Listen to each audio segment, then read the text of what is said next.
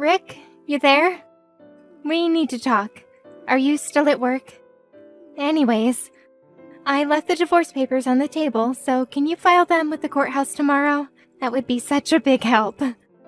I'm going to head back to my hometown, but I'm not moving back in with my parents.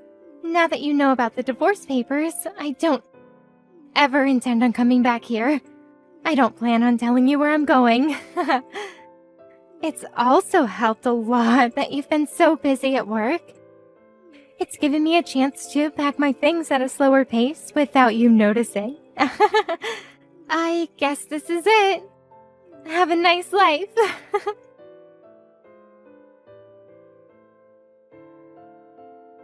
Excuse me, what is with all these messages? Hey, Poppy, you there? I just got back home to find these divorce papers. What is the meaning of this? We've only been married for 3 months, so why are there divorce papers in front of me? This is insane. What made you come to this conclusion? Oh, would you look at that? You're done with work now, I see. You finished earlier than I expected. Poppy, this isn't funny. Where are you right now? I told you before in those messages that I'm not telling you. I don't get it. What's the reason for you wanting to divorce me? Because our personalities don't match, Rick. What do you mean they don't match? After being married for 3 months and then living together, I started to notice our differences a lot. I thought maybe we were wrong for each other. That was what I was thinking. But isn't it important for couples to discuss such matters first? Before any hasty conclusions? There's maybe some things that we can compromise on, Poppy. No, there isn't. Then I came to the conclusion that the only way I'll be happy is if we get a divorce. Is that so? There's nothing you want to try and compromise on? Nope, nothing at all. Well, for the reason that you've given me, it's funny that you think I'd be easily convinced to divorce you like that. I'm sorry, what do you mean by that? Nothing. I figured this all out anyways. I guess I'll just hold on to these divorce papers then. Oh, okay. Please file the divorce papers by the end of the day. Why before the end of the day? Because from tomorrow, I'll be living with my new boyfriend. I'm almost into my 30s, and I want to have a baby as soon as possible given my age and physical strength. Alright, so you have a boyfriend already? Oh, what's up? Why so shocked to hear that? Don't take what I say too seriously. It's just a joke. Look, Poppy, I don't really care what you say. But thank you for letting me know about your cheating scandal. It saves me the trouble of looking into what you've been doing. Huh? What does that mean? But I told you I just meant it as a joke. I'm bailing on this conversation. I can see you're getting wound up over it.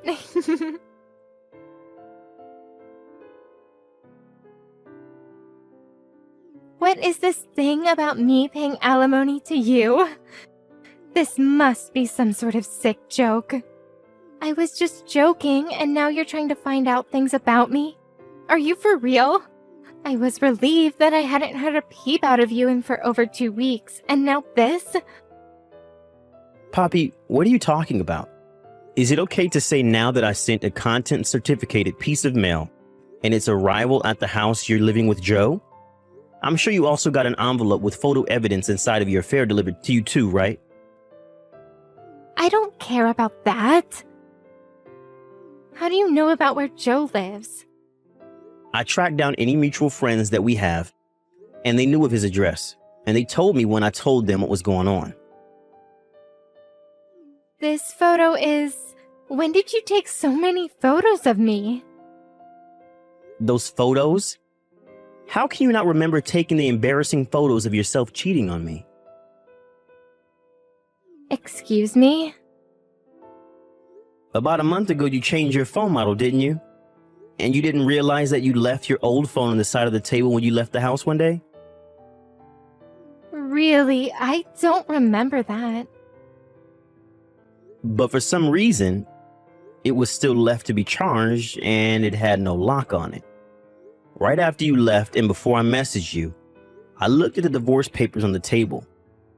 And I thought then and there that my suspicions were confirmed to be true. Oh, oops. I completely forgot about that other phone. I said what I needed to say at the time, so it saved you the trouble of collecting evidence. And your point is? My point is this.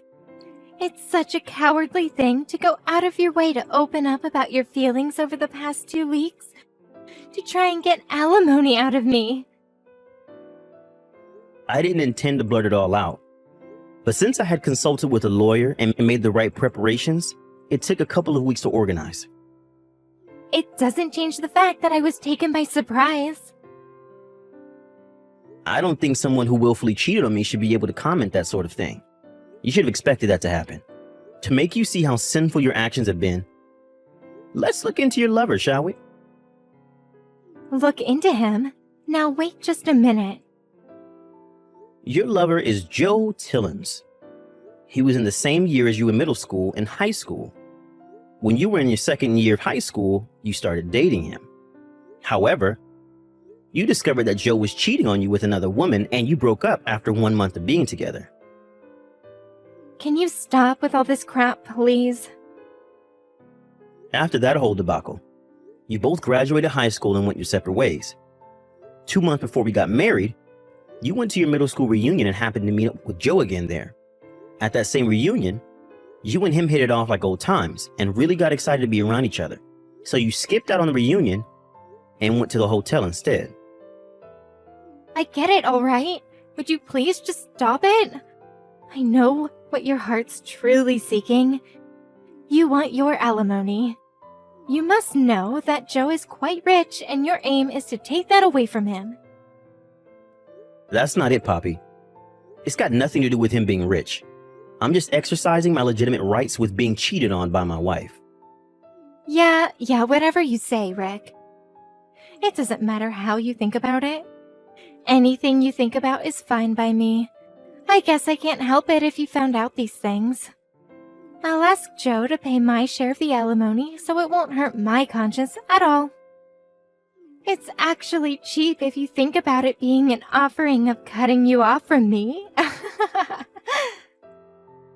Is that so, Poppy? Well, let me get back to you about this. Just pay me the amount I billed you by the date I stated without any delays.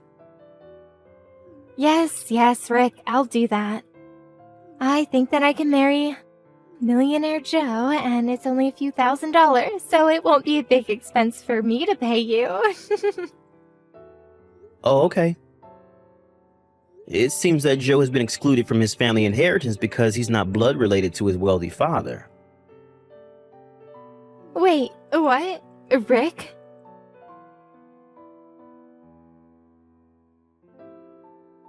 Rick, what you said earlier about Joe, it was true. Joe's mother had an affair and he was the consequence of that.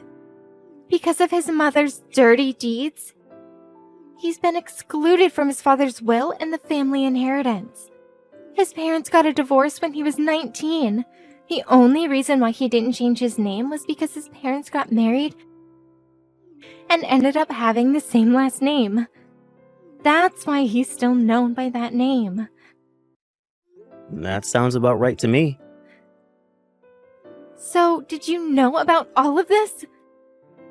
You knew when you messaged me the other day. Well, I did do that quick investigation through his friends, so they had a lot to say. What would you have me do if I were to tell you that? I would have gone back on my plans. What's that supposed to mean? I won't have to pay the alimony if we work this whole thing out. I want to start all over again with you, Rick. If we're with each other, it would be a win-win for both of us, right? How is there a win-win in this for both of us? What do you mean by that, Rick? The fact that you had an affair isn't going to disappear from my mind. So even if you decide to change your mind about all of this, you still need to pay me the alimony. You've caused so much grief And I would never forgive you for cheating in the first place. Naturally, I'm not even going to consider unraveling this whole mess. Starting over with you again, Poppy, would seem like a punishment to me for taking back someone who had an affair. Once a cheater, always a cheater. But, Rick, we were a great couple up until 2 weeks ago. How can you give up on your love for me so easily? It's not about that, Poppy. Are you really saying that considering you're the one who cheated on your husband? But we had a beautiful wedding ceremony. Surely you remember that amazing day. But what was the purpose of that ceremony if this was going to happen? Anyway, I have no plan to get back together with you. It's not happening. Please just give me my alimony before the deadline so I don't have to take you to court. I've had enough. Don't say those things, Rick. Please, you've got to give me another chance. I have no way of paying the alimony, so can you think about getting back together? Because if we do that, we can go right back to the way things were, right? I have no idea what you're saying. As I said earlier, it doesn't matter if you've changed your mind about me or not. You still owe me my alimony. There's no way you can get away with saying that you can't pay because you've run out of cash. About that. So, my parents are really angry at me for what I did, and they're so angry at the fact that I tried to move back in with them. I got into a fight with Joe, and he told me to move out of his apartment by tomorrow. All I have left now is you, Rick. Please. I hate really vague conversations, Poppy. I'm not getting into this with you. No matter what you say, you still need to pay me the alimony no matter what. I'm not letting you get away with anything. But, Rick, don't be like this. I'm not replying to you anymore. Sort out your own problems and pay me my alimony.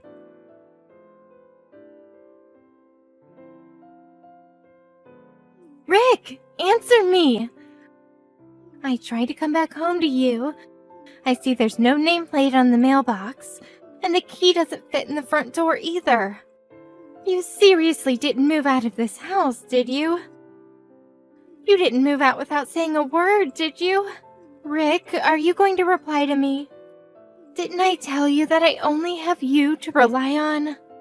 If you moved without telling me, then we won't be able to get back together.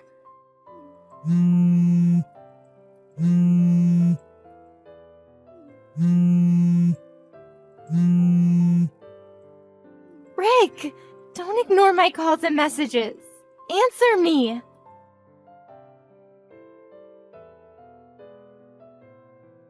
You've got to be kidding me right now, Rick. I went to see if you were at your parents' house, and my father was there. He put me in the car and is taking me somewhere. I bet so much right now that you're at your parents' house right now. No? I came here because I couldn't think of what else to do since you weren't in our house. Why is this happening? Why won't you help me out?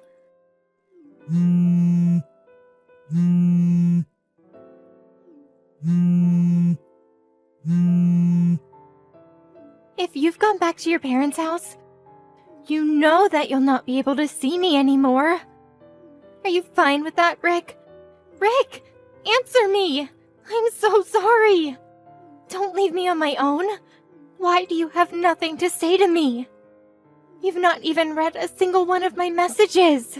I want to be with you.